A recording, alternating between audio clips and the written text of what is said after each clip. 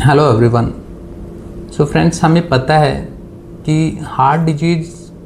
Is the number one killer across the globe. And friends, we are also aware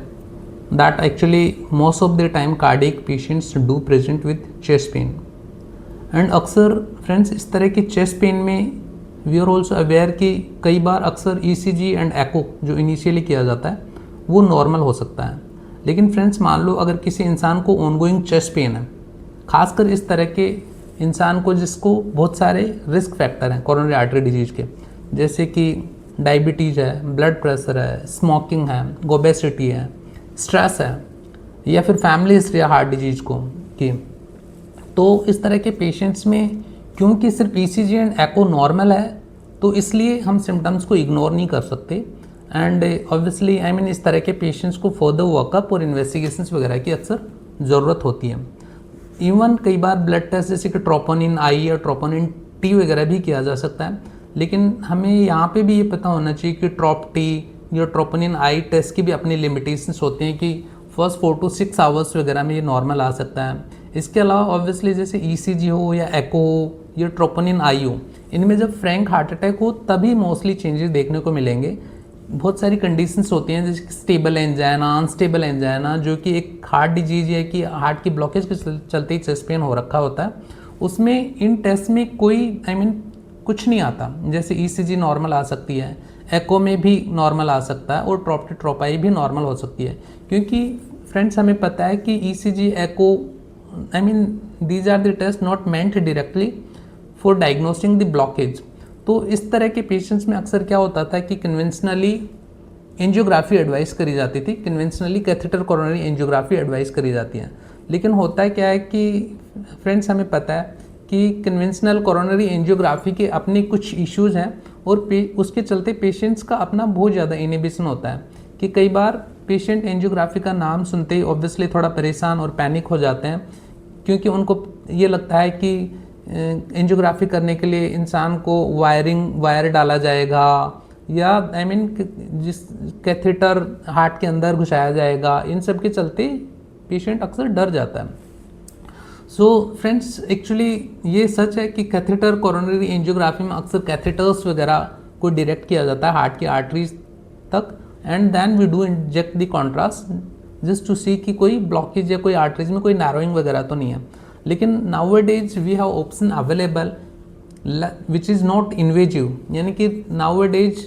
we have option available in form of CT coronary angiography, जो कि एक non invasive test है और इस test में कोई hospitalisation की ज़रूरत नहीं होती और कोई कैथेटर या वायर हार्ट तक नहीं ले जाया जाता। तो इसमें एक्चुअली होता क्या है कि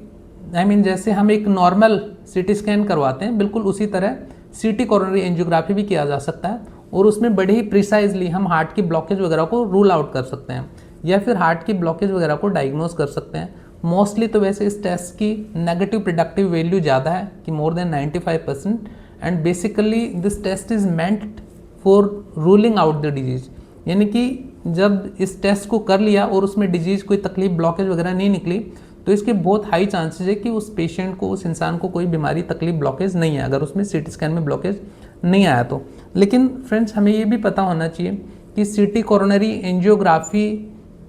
की अपनी एक लिमिटेशंस भी होती हैं। जैसे कि मान लो जहाँ पे कोरोनरी आर्टरीज में बहुत ज़्यादा कैल्शियम वगैरह होता है वहाँ पे सीटी स्कैन ठीक से नहीं देख पाता, या जहाँ पे इरेगुलर हार्ट बीट हो वहाँ पे भी सीटी कोरोनरी एंजियोग्राफी ठीक से ब्लॉकेज पिकअप नहीं कर पाएगा, या जहाँ पे हार्ट बीट बहुत ज़्यादा चल रही है ना, वहाँ पे भी सीटी कोरोनरी एंजियोग्राफी की अपनी एक लिमिटेशंस होती हैं। तो फिर सीटी कोरोनरी एंजियोग्राफी कहाँ पे किया जा सकता है या कहाँ पे आइडियली इसको करना चाहिए? तो देखिए, बेसिकली तो actually low to intermediate risk category patients हैं, यानी कि जैसे कोई मिडल कैटेगरी का सब मिडिल एज ग्रुप का पेशेंट है या जिसके थोड़े बहुत रिस्क फैक्टर हैं, या जहाँ पे पेशेंट स्टेबल है चेस्ट पेन वगैरह के साथ, जिसको एक स्टेबल एंजाइना, अनस्टेबल एंजाइना वगैरह बोलते हैं, वहाँ पे बिल्कुल routinely nowadays we can evaluate these patients with CT coronary angiography. और इसमें होता है क्या है कि ऑब्वियसली एक हमारी लेफ्ट आर्म या राइट आर्म में जैसे कि आईवी कैनुला लगता है उस तरह से एक आईवी कैनुला लगाया जाता है और सेम कॉन्ट्रास्ट जो कि ऑब्वियसली कन्वेंशनल कोरोनरी एंजियोग्राफी में भी इस्तेमाल होता है, सेम कॉन्ट्रास्ट वो आईवी कैनुला के थ्रू इंजेक्ट किया जाता है एंड ऑब्वियसली आई मीन ऐसे में प्रेफर करते हैं कि पेशेंट 4 to 6 आवर्स का फास्टिंग हो, उनकी हार्ट रेट वगैरह कंट्रोल होनी चाहिए, प्रेफरेबली अराउंड 60 वगैरह। कई बार बीटा ब्लॉकर वगैरह इस तरह की मेडिसिन भी देने की ज़रूरत पड़ सकती है सीटी कोरोनरी एंजियोग्राफी से पहले हार्ट रेट को कंट्रोल करने के लिए। लेकिन once patient is in the radiology department, हमने आईवी कैनुला लगा के कॉन्ट्रास्ट इंजेक्ट कर दिया, तो फिर पेशेंट को सीटी स्कैन मशीन के नीचे स्कैन किया जाता है जैसे कि सीटी स्कैन होता है। और इसमें ऑब्वियसली पेशेंट को सीटी स्कैन के टेबल पे लिटाया जाता है और स्कैनर में सीटी स्कैन किया जाता है और पेशेंट को ब्रेथ होल्ड करने के लिए भी बोला जाता है 5 सेकेंड्स के अराउंड। तो